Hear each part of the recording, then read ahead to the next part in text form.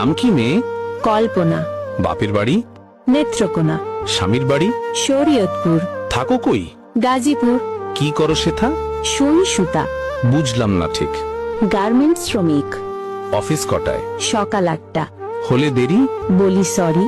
ফেরার পালা? রাতের বেলা। বলো কি এটা? কখনো 12টা। এত দেরি? ওভার টাইম করি। ঘুমাও কখন? 2টা যখন। রান্নার সময়? যদি কবু হয়। কখন জুটে? ভোরে উঠে। এত খাটুনি? তবুও বকুনি। বকুনি কার? সুপারভাইজার। কেন বকাবকি? কাজ থাকলে বাকি। এত কড়া শাসন? চাকরিটাই এমন। হয় কি সহ্য? আছে ধৈর্য। হয় না লাজ? তবুও করি কাজ। কেন শুনি? কামাতে হবে মানি। মাসিক মাইনে? তেমন পাই না। সংসার চলে?